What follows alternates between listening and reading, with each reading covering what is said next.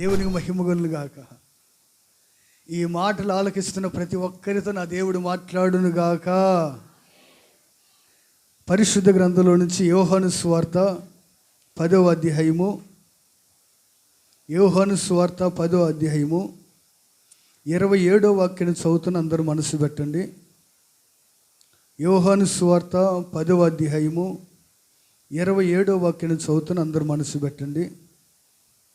నా గొర్రెలు నా స్వరము వినును, నేను వాటిని ఎరుగుదును, అవి నన్ను వెంబడించును. మరలందరూ కలిసి నా గొర్రెలు నా స్వరము వినును. ఏంటంట? నా గొర్రెలు నా స్వరము వినును. నా ప్రియ సహోదరి సహోదరులారా, తల్ల పైకెత్తి జాగ్రత్తగా దేవుని వాక్యాన్ని ఆలకించండి. నా ప్రభు అంటున్న మాట ఏంటంటే, నా గొర్రెలు నా స్వరాన్ని వింటాయి. యేసుక్రీస్తు ప్రభువారు కాపరితో తాను పోల్చుకుంటున్నాడు. ఎవరితో పోల్చుకుంటున్నాడు? ఎవరితో? ఒక గొర్రెల కాపరితో యేసయ్య పోల్చుకుంటున్నాడు. మనలందరినేమో గొర్రెలతో దేవుడు పోలుస్తున్నాడు.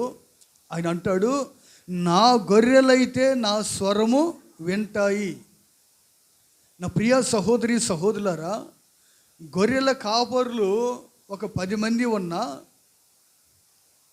ఏ కాపరి గొర్రెలు ఆ కాపరి స్వరాన్నే వింటాయి, కానీ మరొక కాపరి స్వరాన్ని వినటానికి ఇష్టపడతాయా?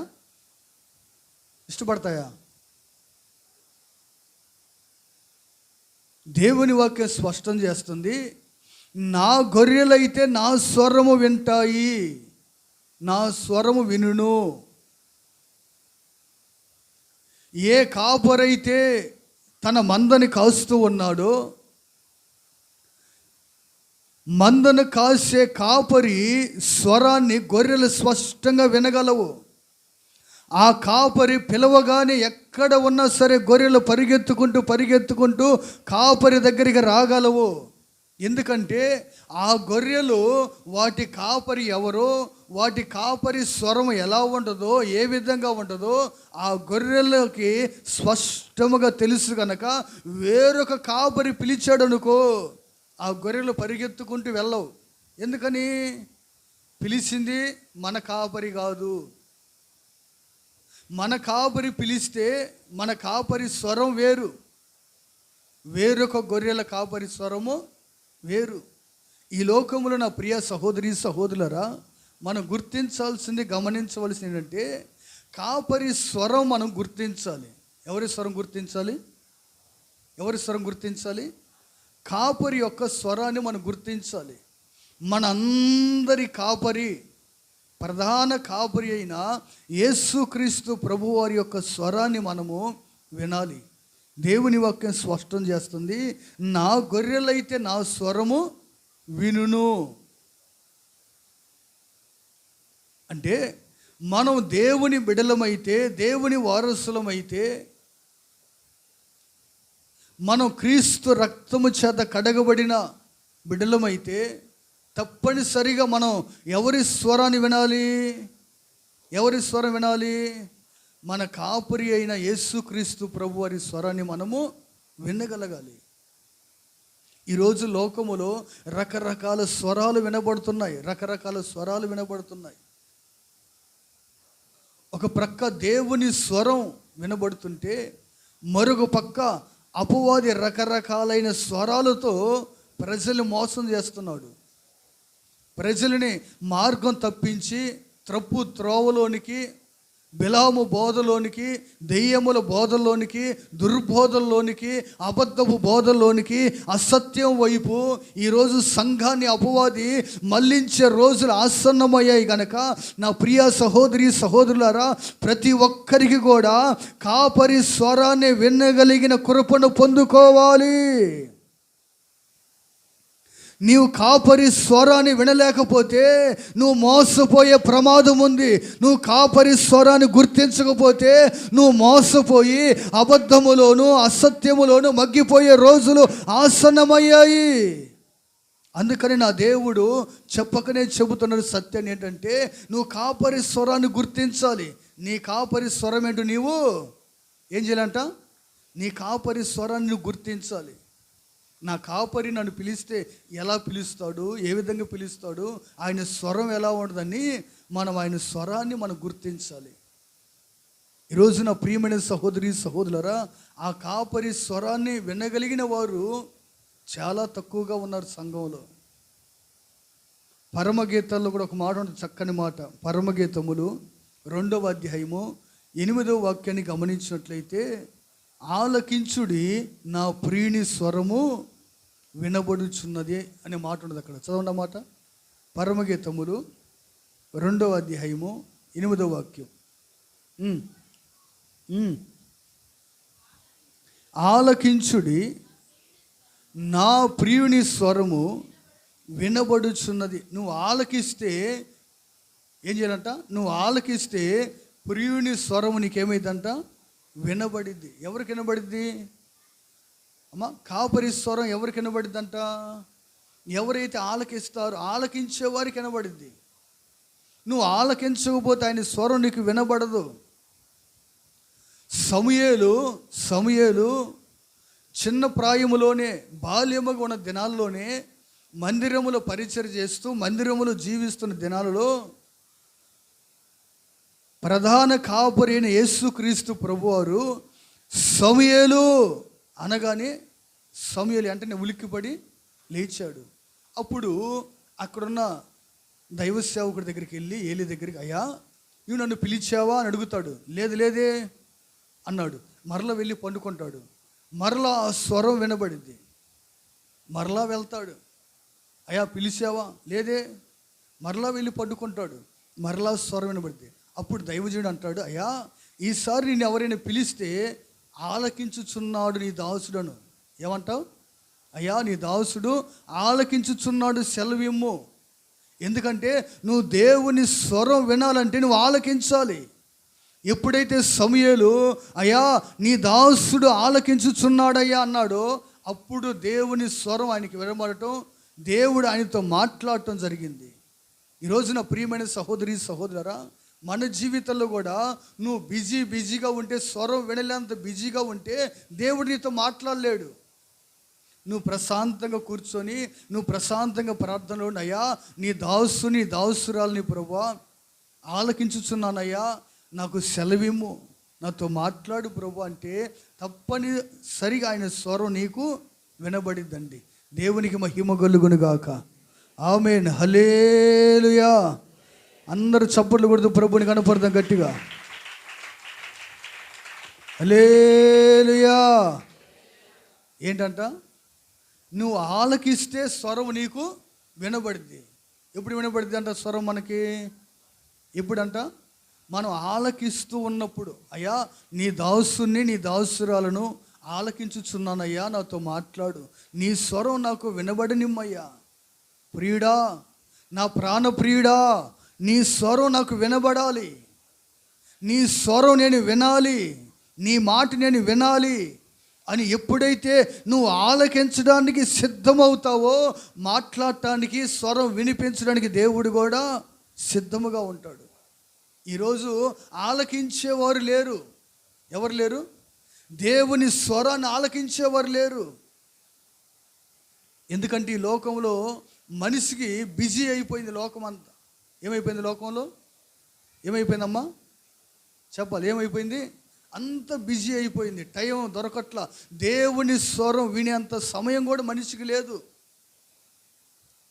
దేవుని సన్నిధిలో గడిపేంత సమయం మనిషికి లేదు.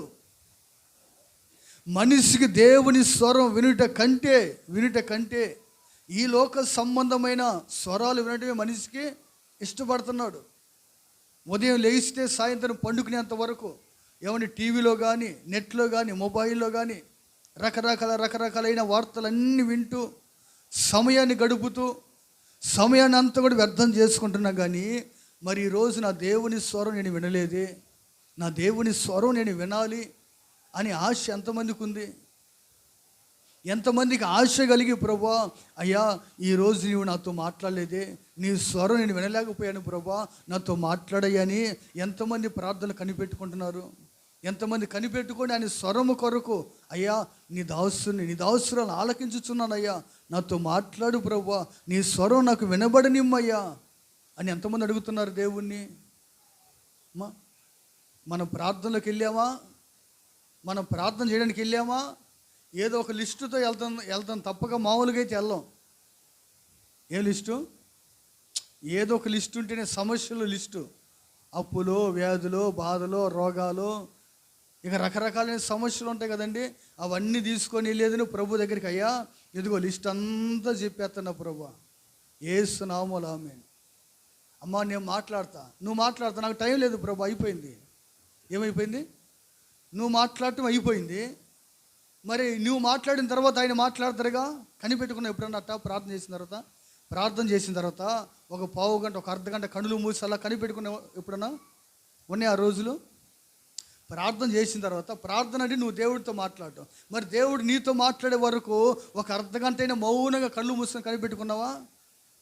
మేము ప్రార్థనే అరగంట చేయమన్నా మళ్ళీ అర్ధ గంట కనిపెట్టుకోవడం అనేది మామూలు విషయమేనా? అసలు ఎంత బిజీగా ఉంటాం మేము. ఒక గంట కూడా వేస్ట్ చేయమేము, గంట కూడా వేస్ట్ అవ్వదు. ఓ పక్క పని, ఓ పక్క వ్యాపారం, ఓ పక్క ఉద్యోగాలు, రకరకాలైన సమస్యలు, ఇవన్నీ చూసుకునేసరికి సాయంత్రం అయ్యేసరికి అంత బిజీలు అయిపోయింది. సాయంత్రం వచ్చేసరికి అలిసిపోతున్నాం. ఇక దేవుని స్వరం వినేంత సమయం మాకు ఎక్కడుంది? అక్క ఈరోజు దేవుని స్వరాన్ని పక్కన పెట్టావా? ఒకరోజు నువ్వు వినాలని ఆశపడ్డా కానీ ఆయన స్వరం నీకు దొరకదు. ఈరోజు వినబడేటప్పుడు నువ్వు వినట్లా, దేవుని స్వరం నీకు వినబడేటప్పుడు నువ్వు శ్రద్ధగా ఆలకించట్లా, నువ్వు భక్తితో ఆలకించట్లా, భయభక్తులు గడగడ వణుకుచ్చు. ఇదిగో నా దేవుని స్వరం నాకు వినబడే సమయం ఇది. ఈ సమయంలో నేను నిర్లక్ష్యముగా ఉండకూడదు, అశ్రద్ధగా ఉండకూడదు, వారితో వీరితో మాట్లాడుతూ ఎకిలి చేష్టలు చేస్తూ ఉండకూడదు. ఇక్కడ ఇప్పుడు నా దేవుడు నీతో మాట్లాడుతున్న సమయం ఇది. ఆయన స్వరం నీ వద్దకు వస్తుంది. ఇప్పుడు ఎవరు మాట్లాడుతున్నారు నీతో? నా దేవుడు నీతో మాట్లాడుతున్నాడు. ఆయన స్వరం నీ వద్దకు వస్తుంది. ఇది మనుషుని స్వరం కాదు, మానవుని స్వరం కాదు. మానవుని మరుగు చేసి మానవులో దైవమే ప్రత్యక్షమవుతున్న సమయం ఇది. నీవు అనుకుంటున్నావు ఒక సేవకుడు నిలవబడుతున్నాడు కదా, ఒక దైవజనుడు నిలబడి ఏదో మాట్లాడుతున్నాడు అనుకోవచ్చు. దైవజనుడు నిలబడేది మాత్రమే దైవజనుడు, నిలబడుతున్న దైవజనులు పరిశుద్ధాత్మ దేవుడే ప్రత్యక్షమై మీతో మాట్లాడుతున్నాడండి. దేవునికి మహిమ కలుగును గాక. అర్థమైతే గట్టి కొట్టేవాళ్ళు చప్పట్లు. హల్లెలూయా. ఏంటి అంశం? దేవుని స్వరం నువ్వు వినగలిగితే. ఏంటి అంశం? దేవుని స్వరాన్ని నేను వినగలిగితే. ఏంటిది? దేవుని స్వరము నేను వినగలిగితే ఏం జరిగింది? దేవుని స్వరం నువ్వు వినగలిగితే, నా దేవుని స్వరం నువ్వు వినగలిగితే, నా ప్రియ సహోదరి సహోదరులారా, నీ జీవితంలో ఏం జరిగిద్దో ముచ్చటగా 3 మాటలు చెప్పి ముగిచ్చేస్తా. మొట్టమొదటిగా దేవుని స్వరం మనం వినగలిగితే, ఆ ప్రియుని స్వరాన్ని మనం వినగలిగితే, మొట్టమొదటిగా అపోస్తుల కార్యము 9వ అధ్యాయం 4వ వాక్యం. అపోస్తుల కార్యము 9వ అధ్యాయము 4వ వాక్యం చూడండి.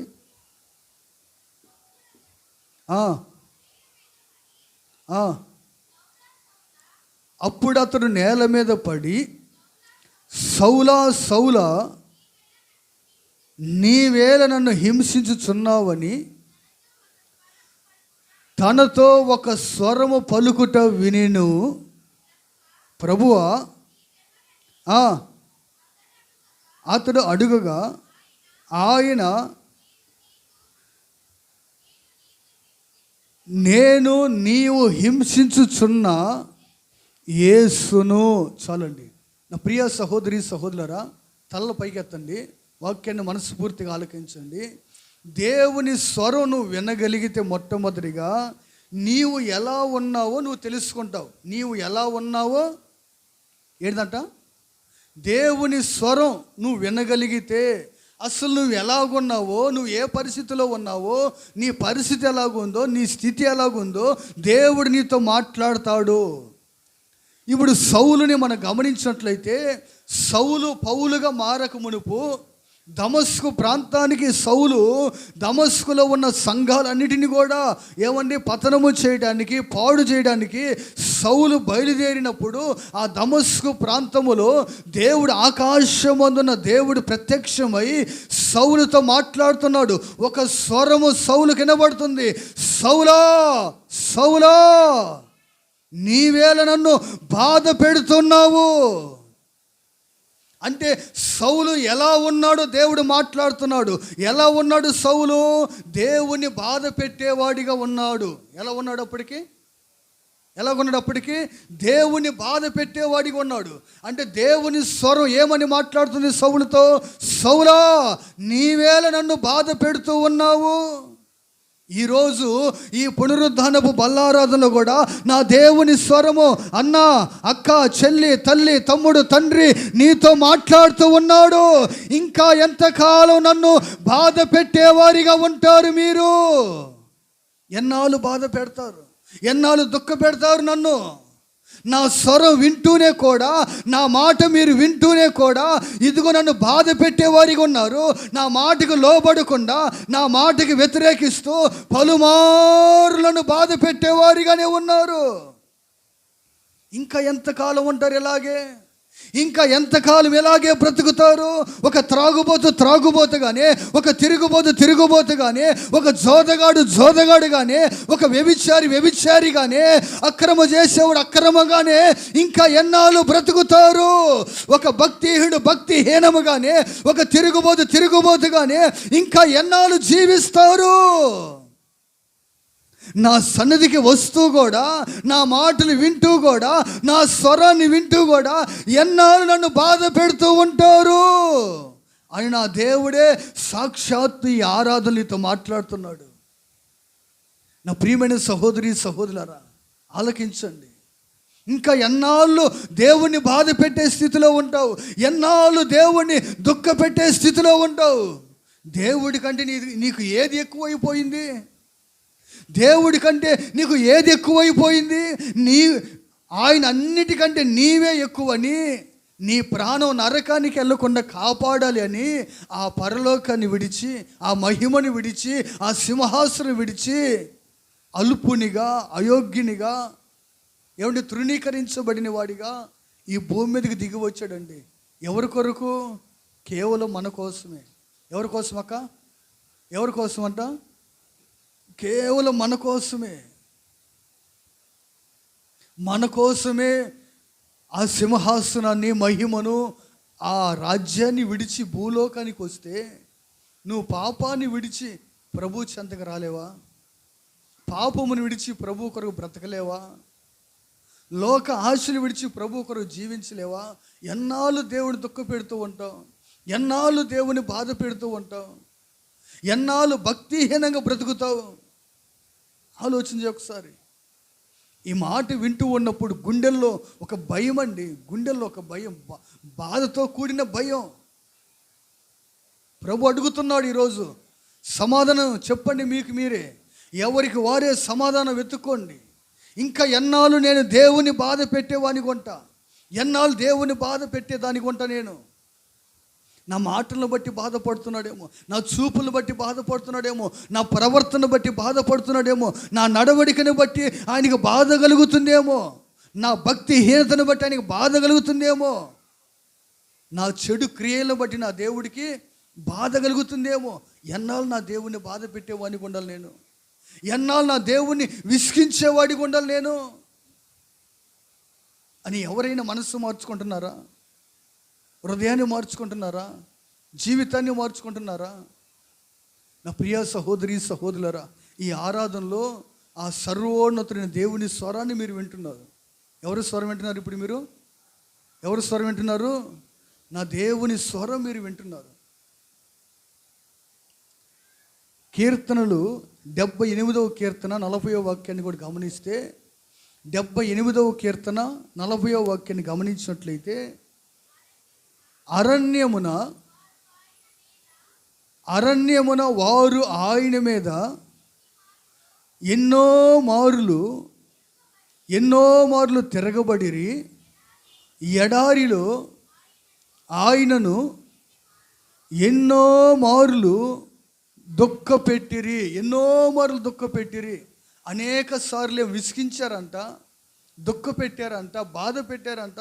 ఆనాటి ఇశ్రాయేలు ప్రజలకి దేవుడు సమస్తము సమకూడి జరిగిస్తున్నా దుఃఖపెట్టేవారిగా, బాధ పెట్టేవారిగా ఉన్నారు. ఈరోజు నీ జీవితంలో అన్నలారా, తమ్ములారా, అక్కలారా, చెల్లిలారా ఆలకించండి. ఈరోజు నువ్వు దేవుని దుఃఖ పెడుతున్నావా, బాధ పెడుతున్నావా? అమ్మా, ఇది శాశ్వతమైన లోకం కాదు. ఏదో ఒక రోజు ఈ లోకాన్ని మనం విడిచిపెట్టి వెళ్ళిపోయే రోజు ఒకటి నాకు, మీకు, మనకు అందరికి ఉంది. ఇవన్నీ అద్దె కొంపలే, శాశ్వతమైనవి కావు ఇవి. ఇంకా మనకు మనిషికి అర్థం కావట్లా. ఇదే శాశ్వతం అనుకుంటున్నారు, ఇదే కలకాలం ఉంటాం అనుకుంటున్నారు. ఏ రోజు ఎవడు ఎప్పుడు వెళ్ళిపోతాడో కూడా గ్యారెంటీ లేదు. ఒక వస్తువుకి ఇస్తున్నారు గ్యారెంటీ, కానీ మనిషికి గ్యారెంటీ లేదు. ప్రాణానికి ఈ రోజు ఉన్నామంటే రేపు ఉంటామో లేదో కూడా తెలియని పరిస్థితి మనకి. అలాంటి పరిస్థితిలో ఎందుకు దేవుని విసిగిస్తున్నారు? ఎందుకు దేవుని బాధ పెడుతున్నారు? ఎందుకు దేవుని దుఃఖ పెడుతున్నారు? ప్రార్థించవలసి నీవు ప్రార్థన చేయలేకపోతుంటివి, మాట వినవలసి నీవు మాట వినకపోతుంటివి, క్రమముగా మందిరానికి రావాల్సిన నీవు సన్నిధికి రాలేకపోతుంటివి, దేవుడికి ఇవ్వవలసిన 10వ వంతు క్రమంగా ఇవ్వలేకపోతుంటివి. ఇలా ఒకటి కాదు, ఇలా చెప్పుకుంటూ పోతే ఏ ఒక్క ఆజ్ఞ కూడా పాటించినట్టు నీ జీవితంలో లేదే. ఒకటి కాకపోయినా ఒకటైనా నేను పాటిస్తున్నానయ్యా, 10 ఆజ్ఞలు కనీసం ఇదిగో ఒక 5 అయినా పాటిస్తున్నా అని అనేవారు ఎవరిని ఉన్నారా? నా ప్రియ సహోదరి సహోదరులారా, గమనించండి. నా దేవుడు ఎంత దుఃఖముతో, ఎంత బాధతో ఈ పూట ఈ మాట నీతో మాట్లాడుతున్నాడు. అన్నా, ఎప్పటికైనా మనస్సు మార్చుకుంటావా? తమ్ముడు, అక్క, చెల్లి, ఎప్పటికైనా మనస్సు మార్చుకుంటారా? మీ కఠినమైన హృదయాలు కరిగించుకుంటారా? ప్రభు వైపు తిరుగుతారా? ఆయన మనస్సును అర్థం చేసుకోండి, ఆయన దీర్ఘశాంతాన్ని అర్థం చేసుకోండి, ఆయన ప్రేమను గ్రహించండి. ఆయన ఎంత ప్రేమ చూపుతాడో. ఆయన కోపగించాడా? ఒక్క క్షణములో మనం ఆవిరైపోతాం. ఒక్క క్షణమే చాలు. రెప్ప మూసి రెప్ప తెరిచేసరికి ఏమంటే మన జీవితం తలకిందులుగా మారిపోయింది. మన పరిస్థితులన్నీ మారిపోతాయమ్మా. ఈరోజు నువ్వు అనుకోవచ్చు, నాకేముందులే చాలా సంపాదించానని. నువ్వు సంపాదించింది నీకేం ఉపయోగం ఉండదు. నీ అంతస్తులు నిన్ను కాపాడలేవు, నీ వెండి బంగారాలు కాపాడలేవు, నీ ధనధాన్యాలు కాపాడలేవు, నీ తెలివి, నీ జ్ఞానము, నీ బలము ఏది నిన్ను రక్షించలేదు, కాపాడలేదు. నేను ప్రకటించే క్రీస్తు నామము తప్ప, యేసు నామము తప్ప ఏ ఒక్కటి మనల్ని కాపాడలేదు. శోధన కాలములో, శ్రమ కాలంలో గుర్తుపెట్టండి, గమనించండి. నా ప్రియమైన సహోదరి సహోదరా, నా దేవుడు మాట్లాడుతున్నాడు. నా స్వరం నువ్వు వినగలిగితే నువ్వు ఎలాగున్నావో తెలుసుకుంటావు. నువ్వు దేవుని బాధ పెట్టే దానికి ఉన్నావా, బాధ పెట్టే విధంగా ఉన్నావా, దుఃఖ పెట్టే విధంగా ఉన్నావా, లేక సంతోష పెట్టే విధంగా నువ్వు ఏ విధంగా బ్రతుకుతున్నావో, ఎలా బ్రతుకుతున్నావో ఆయన స్వరం వింటే నీకు అర్థమైంది. స్వరం వింటే అర్థమైంది. ఆయన స్వరం వినకుండా నీకేం అర్థమైంది? నీకు నీవు అనుకోవచ్చు, నేను పర్ఫెక్టు, అందరూ కూడా తప్పే, అందరు చేసేది కూడా పాపమే, నేను ఒక్కనే భక్తి పర్రాలు అనుకుంటున్నావేమో. నా దేవుడు అంటాడు, నీకు నువ్వు అనుకోవడం కాదు, నా స్వరం నువ్వు విను. నువ్వు ఎలాగున్నావు నేను మాట్లాడతా అండి. ఇప్పుడు మనకు రోగం వచ్చింది అనుకోండి, హెచ్ఐవి వచ్చి హాస్పిటల్కి వెళ్ళాడు. ఇప్పుడు హెచ్ఐవి వచ్చిందో రాలేదో ఎవరు చెప్పాలి?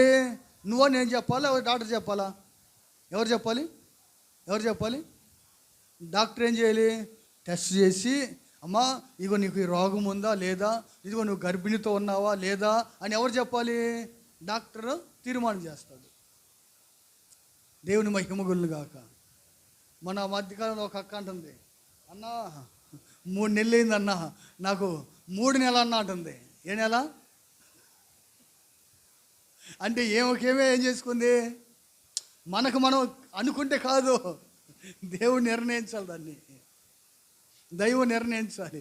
మరలా 4వ నెలకు వచ్చేసరికి యథా ప్రకారమే. ప్రభు అంటాడు, నీవుగా తేల్చాల్సింది. ఒక వైద్యుడి దగ్గరికి వెళ్తే ఎందుకో అది అలా ఎందుకు జరిగిందో వైద్యుడు దాన్ని టెస్ట్ చేసి తెలుస్తాడు కదా. అలాగే నీవు ఎలాగున్నావో తెలవాలంటే నువ్వు దేవుని దగ్గరకు వచ్చినప్పుడు తేలిపోయింది నీ భక్తిలో ఉన్న శక్తి ఏందో, భక్తి ఏందో, భక్తిహీనత ఏందో దేవుడు తేల్చేస్తాడు, మనుషుడు కాదు. మన కంటికి మనం బాగానే కనబడతామండి. ఇప్పుడు పురుగు పట్టిన కాయ కూడా దాని కంటికి అది బాగానే ఉంటుంది. అరే పనికి మాలోడు నేను బాగానే ఉండి ఇసిరేస్తున్నాడే అంటే అది పురుగు పట్టింది, దానికి కనబడట్లా. మన లోపల ఎక్కడో ఉన్న సంగతి మనకి అర్థం కావట్లా.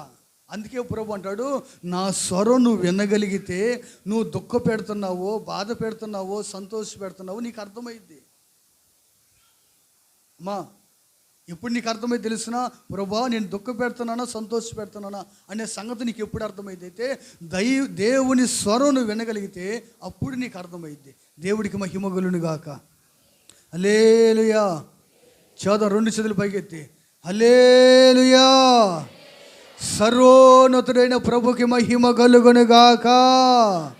ఆమేన్. ఏం చదువుతున్న అంశం? దేవుని స్వరం నేను వినగలిగితే ఏం జరిగింది? మొదటిగా దేవుని స్వరం నువ్వు వినగలిగితే ఏం జరిగింది? నీవు ఎలా ఉన్నావో తెలుసుకుంటావు. నీవు ఎలా ఉన్నావో, నువ్వు ఏ పరిస్థితిలో ఉన్నావో, నువ్వు దేవుని బాధ పెడుతున్నావా, సంతోష పెడుతున్నావా అని నువ్వు తెలుసుకుంటావు. అసలు నీ జీవితం ఎలాగుందో, ఏమైంది నీ జీవితం గురించి దేవుడే నీకు తెలియజేస్తాడు. ఇప్పుడు సౌలు ఎలాగున్నాడో సౌలుకి ఎవరు చెబుతున్నారు? సౌలు చెబుతున్నాడు, దేవుడు చెబుతున్నాడా? దేవుడు ఏమన్నాడు సౌలుతో? సౌలా నీవేళ నన్ను బాధ పెడుతున్నావు. ఒక స్వరం వింటున్నాడు. అప్పటి వరకు సౌలు అనుకున్నాడు నేను చేసే పని కరెక్టే, నేను సంఘాలన్నిటినీ పాడు చేస్తూ ఉన్నా, ఇది కరెక్ట్ అనుకుంటున్నాడు. అందుకే కరెక్ట్ అనుకొని సంఘాలన్నీ పాడు చేసుకుంటూ వెళుతున్నాడు సౌలు. దేవుని స్వరం ఎప్పుడైతే సౌలుకి వినబడిందో అప్పుడు ఆగాడు. అయ్యో నేను చేసిన పని ఎంత తప్పు, నేను తప్పు చేస్తున్నా, నేను సంఘాలు పాడు చేస్తున్నా, సేవను పాడు చేస్తున్నాను, నా చేతులారా నా దేవుని పనిని పాడు చేస్తున్నాను. ఇంతవరకు నా దేవుని స్వరం వినకుండా, నా దేవుని స్వరం వినలేదు కనుక నా బ్రతికేందో నాకు అర్థం కాలేదు. ఇప్పుడు నా దేవుని స్వరం వినబడింది కనుక ఇప్పుడు నా బ్రతికేందో నేను తెలుసుకున్నానని అప్పటి నుంచి సంఘాలు పాడు చేసే సౌలు పౌలుగా మారి, ఏ సౌలు అయితే సంఘాలు పడగొట్టాడో అదే సౌలు పౌలుగా మారి మరలా సంఘాలు కట్టాడు. కొట్టుగడికి సపోర్ట్లు అర్థమైతే ఆమేన్. హల్లెలూయా. పడగొట్టిన వాడు ఇప్పుడు ఏమవుతున్నాడు? మరలా తిరిగి కట్టుచూ ఉన్నాడు. అందుకే ప్రభు అంటాడు దేవుని స్వరం నువ్వు విను. ఆయన స్వరం వింటే నువ్వు ఎలాగున్నావో, పడగొట్టేదానికి ఉన్నావా, నిలబెట్టేదానికి ఉన్నావా? పడగొట్టేవాడిగా ఉన్నావా, నిలబెట్టేవాడిగా ఉన్నావా? సంతోష పెట్టేవాడిగా ఉన్నావా, దుఃఖ పెట్టేవాడిగా ఉన్నావా? ఎలాగున్నావో, ఏ విధంగా ఉన్నావో దేవుడే నీతో ఈ పూట మాట్లాడుతూ ఉన్నాడు కనుక ఆయన స్వరం నువ్వు విందువుగాక. ఆమేన్. రెండో మాట అపోస్తుల కార్యము 22వ అధ్యాయము 10వ వాక్యాన్ని గమనించినట్లయితే,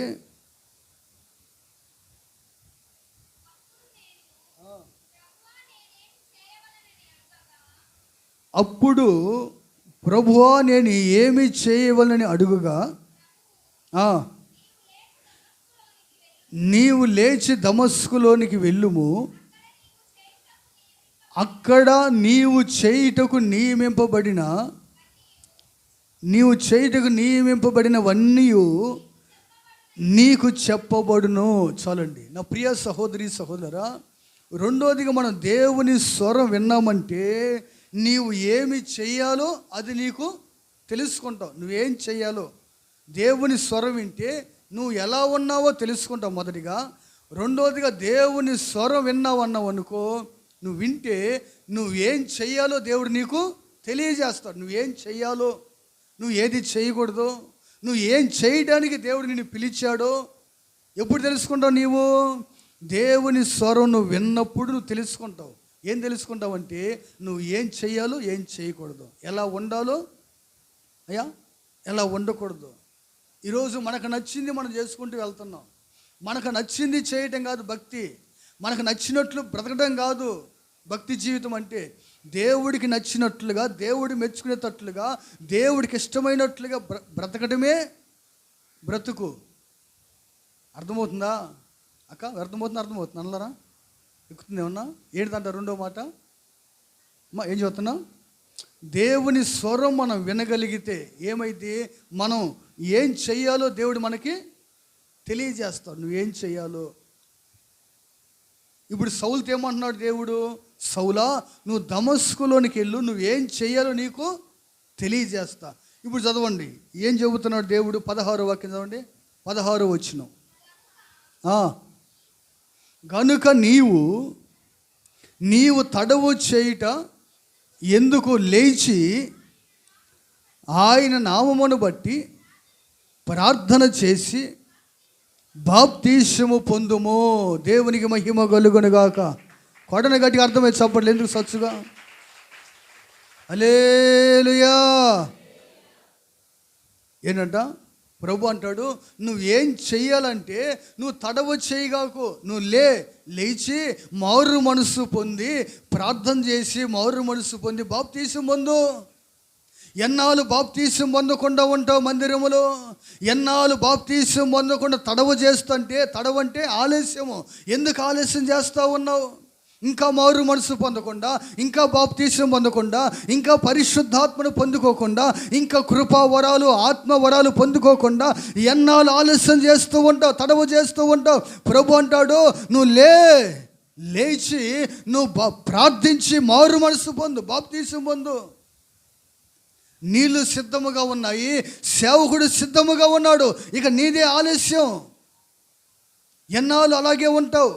ఎన్నాళ్ళు మనస్సు మార్చుకోకుండా, ఎన్నాళ్ళు బాప్తీసం పొందకుండా, దేవుని రాకడికి సిద్ధపడకుండా ఎన్నాళ్ళు బ్రతుకుతావు అలాగే?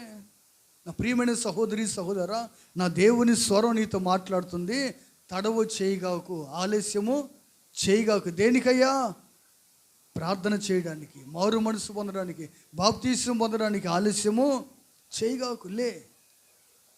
ఎందరైతే మారు మనసు పొందని వారు ఉన్నారో మందిరంలో, ఎందరైతే బాప్తీసం పొందని వారు ఉన్నారో వారందరితో నా దేవుని స్వరం ఈ పూట మాట్లాడుతూ ఉంది. నిజంగా మీరు దేవుని స్వరం వింటే, నిజంగా మీరు దేవుని స్వరం ఈ ఆరాధనలు వింటే, మీరు వెళ్ళేటప్పుడు మారు మనసు పొందని వాడు ఒక్కడు కూడా ఉంటాడు. ఎక్కడ ఉంటాడా? ఇప్పుడు ఇలాగ ఒక మీటింగ్కి వెళ్ళా. అయ్యా, భయంకరమైన తెగులు ఒకటి వస్తుంది, అందరికీ టీకాలు వేస్తాను, ఎవడు వేయించుకోకపోతే వాడికి వస్తుంది అంటున్నాడు అనుకోండి. మీరు వేయించుకోకుండా పోతారా? వేయించుకొని పోతారా ఇంటికి? నొప్పి పుట్టినా అయ్యా టీకా అవసరమైతే 2 చేతులకైనా ఏ ఇబ్బంది లేదు, నాకైతే రోగం మాత్రం రాకూడదయ్యా. మొదలే అప్పుల్లో ఉన్నా, బాధల్లో ఉన్నా, ఈ రోగాలతో నేను ఆడ బాధపడినయ్యా. మొదట కరోనా అల్లాడిపోయాను, మళ్ళీ ఇంకోటి అంటే ఆడయ్యా. అవసరం 2 చేతులకు 2 కాళ్ళకైనా పొడిపించుకుంటే ఇబ్బంది లేదయ్యా అంటవానవా? మరి అలాగే ఇప్పుడు నీవు మారు మనసు పొందకుండా, బాప్తీసం పొందకుండా ఉంటే నువ్వు దేవుని దుఃఖపెట్టిన వ్యక్తి అవుతావు. ఎన్నాళ్ళు దుఃఖ పెడతా ఉంటావు, దేవుణ్ణి బాధ పెడతా ఉంటావు. ఎన్నాళ్ళు ఆలస్యం చేస్తావు? అర్థమవుతుంది? ఎక్కుతుందా?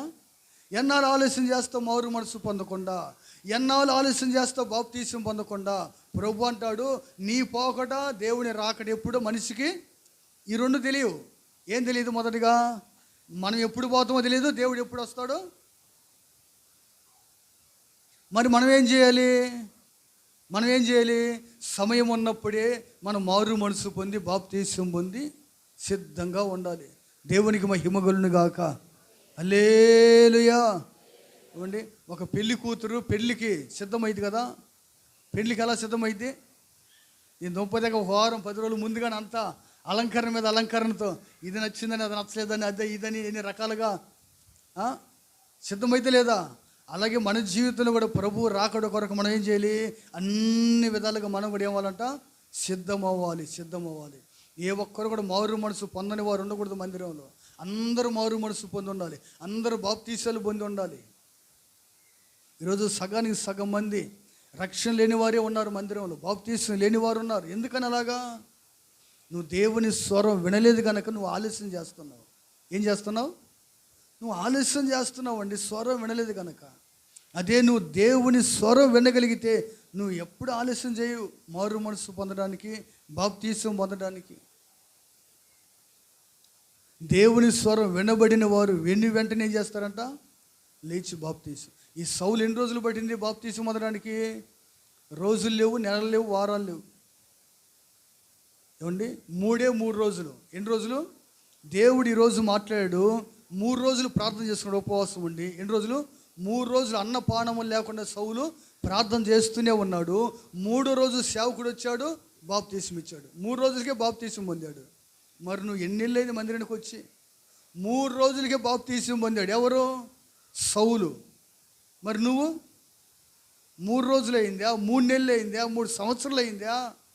దీని దుంపదగ్గ 30 సంవత్సరాలు అవుతుందా? ఇంకా ఆలోచన చెయ్యి. ఇన్ని రోజులైనా మందిరానికి వచ్చి ఇంకా బాప్తీసం అంటే, అన్నయ్య మా వాడు పెళ్ళి అయిపోయిన తర్వాత తీసుకుందామని ఒక్కసారే. ఇంకా పెళ్ళి అయిన తర్వాత ఎందుకు? ఒకసారి మనవరాలు కూడా అయిన తర్వాత తీసుకోమ్మా. ఎప్పుడు? అది కాదు అన్నయ్య, అయ్యి ఏదో ఒంటి అంటగా అవన్నీ చేసుకుని ఒకసారే. ఈలోపు పెట్టి కూడా వచ్చింది ఇంటికాడికి. నా ప్రభు అంటాడు, అప్పుడు ఎప్పుడో నీవు అంత లోకములో పాపములో నీ బలమంతా ఉడిగిపోయిన తర్వాత, బలమంతా ఉడిగిపోయిన తర్వాత నువ్వు దేవుడికి అవసరం లేదు. అవసరమా? ఏమన్నా అవసరం? అప్పుడు నువ్వు ప్రార్థన చేయాలంటేనే మోకాళ్ళు లొంగవు. ఆ వయసులో వచ్చి బాప్తీసం తీసుకోవాలంటే దేవుడు ఇష్టపడతాడా? బలమునంత కాలం అపవాదికి, సాతాను గాడికి నీ బలమంతా ఉపయోగించి, తమ్ములరా, నీ బలమంతా అపవాదికి ఉపయోగించి సాతాను గాడికి సినిమాలని అయ్యని ఇయ్యని రకరకాలుగా చూసి నీ కళ్ళు కాయలు కాల్చేదాకా నీ జీవితాన్ని పాడు చేసుకొని అంత అయిపోయి, ఏమంటే ఒక కన్ను కనబడకుండా, ఒక కాలు సరిగా పనిచేసి చేయకుండా, ఒక చెయ్యి సరిగా పనిచేసి చేయకుండా, ఏమంటే ఒక పక్కకు పోయి, అన్నా ఇప్పుడు బాప్తీసానికి సిద్ధమయ్యా అంటే ఈడు ఇచ్చేవాడు, ఈడు అదురుపోయి ఆటిటాకు వస్తున్నా, ఎందుకు ఈడు ముంచితే లెగుతున్న సాలుగా ఆడే పోతాడు లోపలని. ఏమన్నా అంతేనే కదా? ఇప్పుడు ఆరోగ్యంగా ఉన్నప్పుడే, బలం ఉన్నప్పుడే, బలవంతులుగా ఉన్నప్పుడు ఏం చేయాలి మనము? ఏం చేయలేనా? శుభ్రంగా రేషన్ కార్డులో పేరు రాపించుకుంటే ఆడికి పోయి బియ్యం తీసుకోవచ్చు. ఆ మనసులో పడిన తర్వాత రాపించుకున్నావు అనుకో, నీకు ఓడి ఎత్తాడు ఎవడన్నా? ఏ లేటని కూడా బనికి రాకపోయా, ముద్ర కూడా పడకపోయా, ఎవరు ఎత్తారు? ఈరుగా. అప్పుడు అంటాడమ్మా, బలమనంత సేపు ఏం చేసావు? రాయించుకోకుండా. రాయించుకోలేదా? అప్పుడు వచ్చేగా 5 కేజీలు బియ్యం ఊరకనే అంటాడు కదా. అలాగే ప్రభువు కూడా, అయ్యా తమ్ముడు, అమ్మా నీతో మాట్లాడే కదా నేను, నా స్వరం నీకు వినబడింది కదా, ఇదిగో పలానా రోజు నా సేవకు నిలబెట్టుకుని మాట్లాడాను కదా, మారు మనసు పొందమని చెప్పాగా, బాప్తీసం పొందమని చెప్పాగా, నా రాకడి సిద్ధపడమని చెప్పాగా, ఎందుకు సిద్ధపడలేదు? నీవు నా రాజ్యంలో ఉండడానికి అర్హత లేదని తోసివేస్తాడు, ఆయన నెట్టివేస్తాడు. అప్పుడు ఏం చేస్తావు? నీవు గుండెలు బాదుకొని ఏడ్చిన ఎవరు నిన్ను కాపాడతారు అక్కడ? అందుకే ప్రభు అంటాడు, ఈ లోకములో ఉన్నప్పుడే, నువ్వు మారు మనసు పొందే అనుభవం ఉన్నప్పుడే నీ యవ్వన బలమే దేవుడికి ఇవ్వు, దేవుడు సంతోషిస్తాడు. దేవునికి మహిమ కలుగును గాక. హల్లెలూయా. ఏం చదువుతున్నా అంశం? అక్కలరా ఏం చదువుతున్నా? ఎవరైనా పక్కింటి వాళ్ళ ఎవరినాలంట? పాస్టర్ గారు మీరు వినాలి, మీరు ఇంటే బాగుపడతారంటారా? ఎవరైనా దేవుని స్వరం? ఎవరు చెప్పు? నేను దేవుని స్వరం వినగలిగితే, నేను దేవుని స్వరం వినగలిగితే ఏం జరిగింది? మొదటిగా నువ్వు దేవుని స్వరం వినగలిగితే ఏం జరిగిద్ది? నీవు ఎలా ఉన్నావో నేను ఎలా ఉన్నానో తెలుసుకుంటా. నేను దేవుని స్వరం విన్నానుకో, నేను ఎలా ఉన్నానో నాకు అర్థమైద్ది. నువ్వు విన్నావు అనుకో, నువ్వు ఎలా ఉన్నావో నీకు అర్థమైద్ది. రెండో మాట ఏమన్నాడు? నువ్వు ఏం చెయ్యాలో తెలుసుకుంటావు. అంటే నువ్వు మారు మనసు పొందాలా, నువ్వు బాప్తీసం పొందాలా, నీ పాపములు కడిగి వేసుకోవాలా, నువ్వు పరిశుద్ధుడిగా మారాలా, నువ్వు పరిశుద్ధంగా జీవించాలా, లేకపోతే పాపంలోని జీవించాలా, లోకంలోని జీవించాలా, లోకానికి వేరే జీవించాలా, ఇవన్నీ సంగతులు పరిశుద్ధాత్మదేవుడు మాట్లాడుతూ ఉంటాడు. ఏం చేస్తాడు? నువ్వు రోజుకు 3 సీరియల్ చూడాలా వద్దా, సినిమా చూడాలా వద్దా, నువ్వు ఎలాగ ఉండాలో, ఏ విధంగా, ఇవన్నీ మాట్లాడతాడు దేవుడు. మాట్లాడతాడు లేదా అక్క? దేవుని మహిమ కలుగును గాక. హల్లెలూయా. మన మధ్యకాలంలో ఒక నల్లటి చీర కడితే ఏందక్కంటే, అన్న దేవుడు నాతో మాట్లాడన్న అంటుంది. ఓ అమ్మో, దేవుడు మాట్లాడంటే ఏమని? నల్లటి చీర కట్టుకోమని. దేవుడు మాట్లాడితే కట్టుకుందంట. నేను అనుకున్న దెయ్యం మాట్లాడిందో దేవుడు మాట్లాడాడు. కొంతమంది విచిత్రంగా ఉంటాయి. ఒకడు అంటాడు, అన్న ఇదిగో ఈ డ్రెస్సు దేవుడే చెప్పాడు నాకు, అందుకని నా 4 కంతలు పెట్టుకొని వేసుకున్నాడు. వీడు ఎన్ని కంతలు? మొన్న ఆ మధ్య ఒకడు పుట్టినరోజున వచ్చాడండి. నాకు అర్థం కాల. ప్రార్థన చేద్దామని చెయ్యి పైకి ఎత్తాను. ఎత్తే ముందు ఒకసారి కింద మీద చూసా, వీడు ఎట్టున్నాడు పుట్టినరోజు కదని. కింద మీద చూస్తే కింద గిరిగిల కారు నుంచి పైన తొడల దాకా 6 బెజ్జాలు, ఇటుపక్క 6 బెజ్జాలు, అటుపక్క 6 బెజ్జాలు ఉన్నాయి. నేను అనుకున్న పాపం డబ్బులు కూడా లేవేమో కొత్త బట్టలు కొనుక్కోవడానికి. నేను అడిగేవరే 6 బెజ్జాలతో వచ్చేవేంద్ర నాయన, ఆ బెజ్జాలది కాకపోతే మంచి తీసుకొని రావచ్చు కానీ పుట్టినరోజు అన్నకంటే, అన్న ఏందని అట్ట అంటా అన్నాడు. ఏందిరా అన్న ఈ కొత్త బట్టలు అన్న అన్నాడు. ఎప్పుడు తెచ్చేవారన్న? రాత్రి అన్న కందుకూరులో. ఎంత అయిందిరా ప్యాంట్ అంటే 3,500 అన్న. ఒరే 3,500 పెట్టి సినిగిపోయింది తెచ్చుకున్నాడరా. నన్ను అడిగితే నేను 2 ఇచ్చేవాడిని కదరా నాయన ఊరకనే. ఎంతంట? 3,500 పెట్టి ఇటుపక్క 6 బెజ్జాలు, అటుపక్క 6 బెజ్జాలు. దీని దుంపల దగ్గర ఒకప్పుడు చెత్త కాగితాలు ఏరుకునేవాళ్ళు, వేసుకునేవాళ్ళు. ఇప్పుడు మన వాళ్ళకి ఫ్యాషన్ అయిపోయింది అయ్యి. మరి తీసిచ్చేవాళ్ళు ఎడ తీసిస్తారో తల్లిదండ్రులు అర్థం కావట్లా. వీడికి ఎంత జ్ఞానం లేకుండా వేసుకున్నాడో అర్థం కావట్లా. తొడలన్నీ కానొస్తున్నాయి, కాళ్ళన్నీ కానొస్తున్నాయి. అదేమంటే ఫ్యాషన్ అంటున్నా.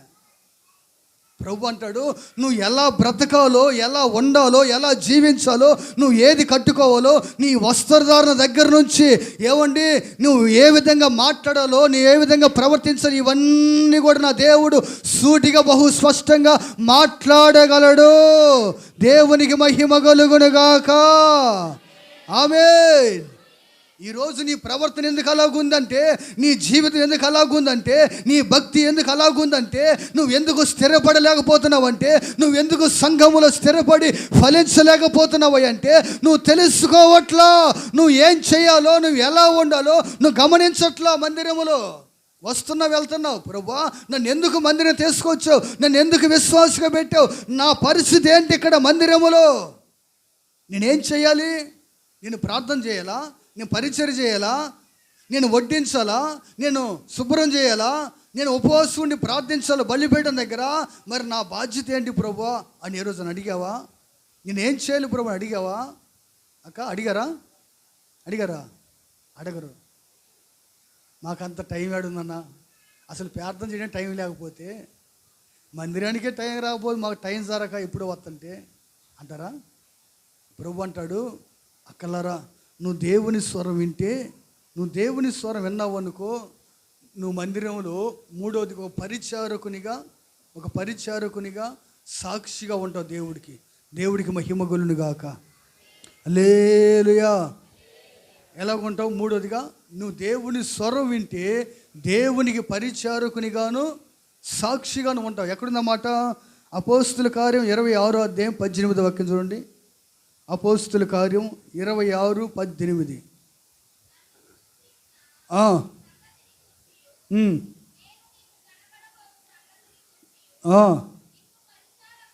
నిన్ను పరిచారకునిగాను సాక్షినిగాను నియమించుటకై కనబడి ఉన్నాను. సౌలా, నేను నీకు ఎందుకు కనబడ్డానంటే, నేను నీతో ఎందుకు మాట్లాడుతున్నానంటే, నీవు నాకు పరిచారకునిగాను సాక్షిగాను నీవు బ్రతకాలి. అక్కలరా మనసు పెట్టి అన్నలారా, ఏమన్నాడు ప్రభు? ఎందుకొరకు నీ విశ్వాసగా పెట్టాడంటే, ఇక నీ జీవితకాలం అంతా కూడా నువ్వు అలాగుంటానికి ఆ దేవుడు పెట్టింది. నీవు దేవుడికి పరిచారకుడిగా ఉండాలి. ఎలా ఉండాలి? నీవు దేవుడికి ఒక పరిచారకురాలిగా, పరిచారకుడిగా, సాక్షిగా నువ్వు మారాలి. ఈరోజు విశ్వాసగా ఉన్నావా? విశ్వాసకుడు నీ జీవితం ఏమైపోవాలి? అయ్యా యేసయ్య సన్నిధి మందిరంలో నేను పరిచారకుణ్ణి, నేను పరిచారకురాలు అనే బిరుదు నీకు ఏమవ్వాలి? ఆ ముద్ర నీ మీద పడాలి. ఏ ముద్ర పడాలి? యేసయ్య సన్నిధి విశ్వాసిని. ఎన్నాళ్ళు చెప్పుకుంటా విశ్వాసినని? నేను యేసయ్య సన్నిధి మినిస్ట్రీలో, సంఘములో నేను ఒక పరిచారకుణ్ణి, నేను ఒక పరిచారకురాలుని. అది ముద్ర నీ మీద పడాలి. ఏమంటున్నాడు ప్రభు? నా స్వరాన్ని మీరు వినగలిగితే, ఆయన స్వరం వినగలిగితే ఏం జరిగితే? 3వదిగా నీవు పరిచారకునిగా మారుతావు. ఎలా మారుతావంట? అమ్మా ఎలా మారుతామంట? పరిచారకునిగా మారుతాం. మీరు గమనించండి, మోషే కాలంలో 6 లక్షల మంది ప్రజలు ఉన్నారు. అయితే యెహోషువ ఏమయ్యాడు? దేవుని స్వరాన్ని వినగలేడు గనక ఇప్పుడు ఏమయ్యాడు? మోషేకి యెహోషువ పరిచారకుడిగా మారాడు. ఎలా మారాడు? పరిచారకుడిగా మారాడు. మరి నీ జీవితంలో నీవు కూడా ఏమవ్వాలి? ఒక పరిచారకురాలిగా, ఒక పరిచారకుడిగా, సాక్షిగా పరిశుద్ధాత్మ దేవుడు నిలుపునుగాక. ఆమేన్, హల్లెలూయా. అమ్మ అర్థమవుతుందా? ఏం అర్థమవుతుంది? మూడవదిగా, దేవుని స్వరం నువ్వు వింటే ఏం జరిగింది? మూడవదిగా, దేవుని స్వరం నువ్వు వినగలిగితే ఏమైంది? మూడవదిగా, నువ్వు ఎంత కావాలో విశ్వాసిగా ఉండవు. ఇప్పుడు కానిస్టేబుల్ ఉండేవాడు ఏమనుకుంటాడు? నేను తొందరలో హెడ్ కానిస్టేబుల్ అయితే అనుకుంటాడు కూడా. కానిస్టేబుల్ కాస్త హెడ్ కానిస్టేబుల్ అనుకుంటాడు. హెడ్ కానిస్టేబుల్ హోదాలోకి వస్తే ఏమనుకుంటాడు? ఎస్ఐ అయితే నేను స్టేషన్కి ఎస్ఐ అయితే బాగుంటుంది అనుకుంటాను కూడా. బొచ్చులు అందించాడు ఏమనుకుంటాడు? నేను తొందరగా మేస్తున్న అయితే బాగుంటుంది అనుకుంటాను కూడా. అనలరా? నేను ఎంతకాలం జీవితాంతం బొచ్చులే మొయ్యాలనుకుంటాడా? ఎవడు అనుకోడుగా. బొచ్చులు మోచేవాడు కాస్త నేను మేస్తున్న అవ్వాలనుకుంటాడు. అలాగే ప్రతి విశ్వాసి కూడా ఏమనుకోవాలి తెలుసునా? అయ్యా ఈరోజు నేను విశ్వాసిగా ఉన్నా, ఒకరోజు రాబోయేసరికి మా సేవకుడికి నేను ఒక పరిచారకుడిగా మారాలి, మా సేవకురాలకి నేను ఒక పరిచారకురాలిగా. ఈమె ఎవరయ్యా అంటే ఈమె సేవకురాలకి పరిచారకులు, దేవునికి పరిచారకురాలు, దేవుడికి పరిచారకుడు అని ఆ బిరుదు నువ్వు పొందుకోవాలి. మరి ఎప్పుడు అది? రోజులు పోతున్నాయి, నెలలు పోతున్నాయి, సంవత్సరాలు పోతున్నాయి. ఇప్పుడు ముఖ్యమంత్రి దగ్గర ఉండే వ్యక్తి ఏమంటారు? అతని దగ్గర ఉన్న పిఏ అంటారు కదా. అతని మనిషి అయ్యి అతను. ఈరోజు నిన్ను కూడా అనాలి, నువ్వు విశ్వాసి ఉన్నంత కాలం కాదు, విశ్వాస జీవితం నుంచి నువ్వేమో ఇంకొక మెట్లోనికి ఎక్కాలి. ఆ మెట్టే పరిచారకుడు, సాక్షి. మందిరంలో పరిచయం చేయటం కానీ, ఇతరులకు వెళ్ళి దేవుని మాటలు చెప్పి మందిరానికి నడిపించడం కానీ, ఆ సాక్షిగా మనం బ్రతకాలి. ఈరోజు చాలామంది ఎవరికి వాళ్ళే ఒంటరికి వస్తున్నారు తప్పక, ఇదిగో ఈ సంవత్సరంలో ఒక ఆత్మనైనా ప్రభు పాదాల దగ్గర నేను నడిపించాలి అనే మన హృదయంలో ఒక ధ్యాస కలగాలి. ఏం కలగాలి? ప్రభువా 365 రోజులు నాకు ఇస్తే సంవత్సరంలో ఆ 365 రోజులకి కనీసం ఒక ఆత్మని నరకానికి వెళ్ళకుండా కాపాడి సన్నిధికి నేను నడిపించాలయ్యా. నీకు సాక్షిగా ప్రతి చోట నీకు సాక్షిగా నేను బ్రతకాలయ్యా అనే ధ్యాస మన హృదయములో ప్రభు కలిగించునుగాక. ఆమేన్, హల్లెలూయా. నీ ఒక సాక్షిగా, ఒక పరిచారకుడు ఉండాలని నా దేవుడు ఈ లోకంలో ఒక పరిచారకుడిగా మారాడు. ఎలా మారాడు? ఒక పరిచారకుడిగా మారి తన శిష్యులు కూడా ఏం చేశాడు? యేసయ్యా పరిచర్య చేసి, నేను ఎలాగైతే చేస్తున్నానో పరిచర్య, మీరు కూడా అలా పరిచారకుడిగా పరిచర్య చేసేవారిగా మారాలని దేవుడు కోరుకున్నాడు. అందుకనే నా ప్రియమైన సహోదరి సహోదరులారా, తన తుది శ్వాస వరకు ఆయన మన కొరకే ఆలోచించాడు. ఎప్పుడు కూడా ఆయన మన కొరకే ఆలోచన చేస్తూ మన కొరకు ఆయన ప్రార్థన చేస్తున్నాడు. ఎన్నాళ్ళు పరిచర్య లేని అనుభవంలో ఉంటావు ఆలోచించి ఒకసారి. దేవుని వాక్యం స్పష్టం చేస్తుంది చూడండి. అపోస్తుల కార్యము 22వ అధ్యాయం 15వ వాక్యం కూడా చదవండి. అపోస్తుల కార్యము 22:15.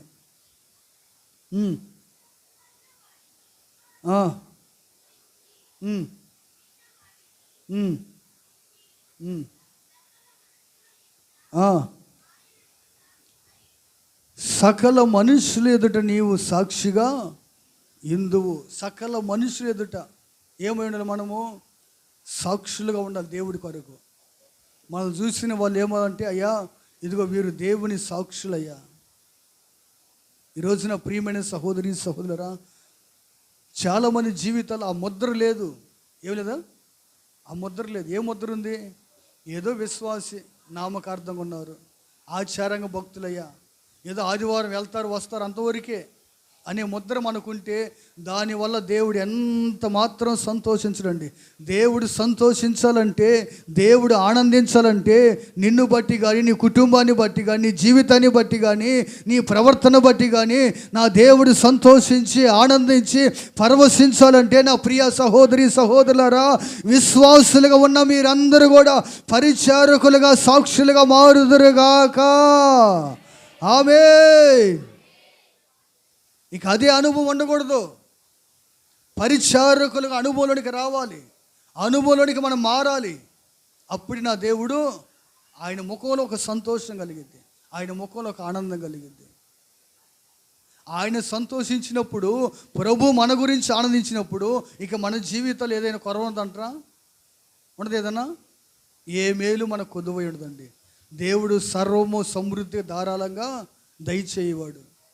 అందుకని నా ప్రియమైన సహోదరి సహోదరా, మరొకసారి అందరికీ నా 2 చేతులు జోడించి దండం పెడుతున్నాను. అందరికీ దేవుని స్వరాన్ని వినండి, నిర్లక్ష్యం చేయగాకండి. ఆయన స్వరం నీతో మాట్లాడిద్ది.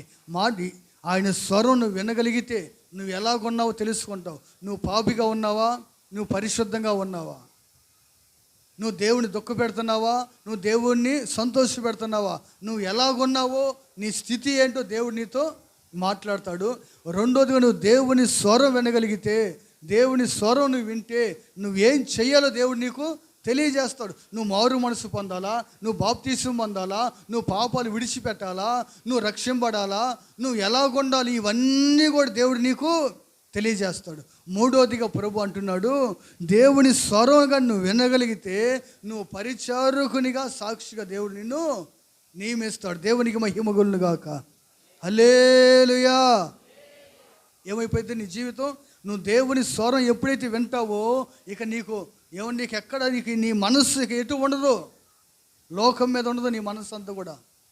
ఎప్పుడెప్పుడు నేను దేవుని మందిరానికి వెళ్ళాలా, దేవుని మందిరంలో పరిచర్య చేయాలా, నేను ఒక పరిచారకుడిగా పిలిపించుకోవాలి, నేను సత్యలోపు పరిచారకురాలిగా పిలిపించుకోవాలి. ఆ ముద్ర నా మీద పడాలి. విశ్వాసి అనే ముద్రతో నేను చనిపోకూడదు. నేను చచ్చిపోయే లోపు నేను పరిచారకుడు. ఎవరై ఈ వ్యక్తి? యేసయ్య సన్నిధి సంఘానికి ఇదిగో ఇతడు పరిచారకుడు, ఇదిగో ఈమె పరిచారకురాలు, సాక్షి అనే ముద్ర దేవుడు వేయగలిగిన అనుభవంలోనికి పరిశుద్ధాత్మ దేవుడు మనల్ని నడిపించునుగాక. ఆమేన్. అర్థమైంది? అర్థమైందా అమ్మా? అన్నలారా అర్థమైందా? అర్థమైతే మరల లోకం వైపు చూడరు, అర్థమైతే మరల మారు మనసు పొందకుండా నిర్లక్ష్యం చేయరు, అర్థమైతే దేవుని స్వరం నిర్లక్ష్య పెట్టరు, లోకం కొరకు, లోకములో ఉన్న పాపం కొరకు బ్రతకరు. నీకు అర్థం కాకపోతే మరలా యథారాజా ఏంటంట, యథారాజా తదా శిష్య గురా, యథారాజా తదా శిష్య ఏదో ఉంది మొత్తానికి సామెత.